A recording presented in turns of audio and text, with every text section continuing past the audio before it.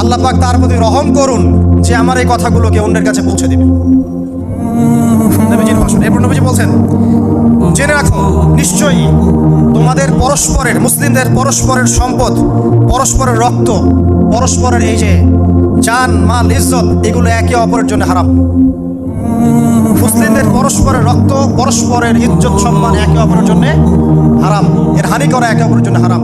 ঠিক যেমন আজকের এই দিন হারাম, এই শহর হারাম, এই মাসও হারাম। নবী করিম সাল্লাল্লাহু আলাইহি ওয়াসাল্লাম বলছিলেন, জেনে রাখো তিনটা বিষয়ে যেন তোমাদের অন্তর কখনো খেয়ানত না করে।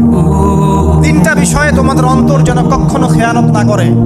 এক, তোমরা যে কাজটাই করবা শুধু আল্লাহ পাকের সন্তুষ্টির জন্য করবে। তোমরা যে কাজই করবে শুধু আল্লাহর সন্তুষ্টির জন্য করবে। তোমাদের শাসক বর্গের কল্যাণ কামনা করবে। তোমাদের শাসক বর্গের কল্যাণ কামনা করবে। 3 নাম্বার, মুসলিমদের জামাতকে আঁকড়ে ধরে রাখবে। মুসলিমদের ইউনাইটেড কমিউনিটিকে আঁকড়ে ধরে থাকবে। এই তিনটা বিষয় পালনের ক্ষেত্রে তোমাদের অন্তর যেন খেয়ানত না করে।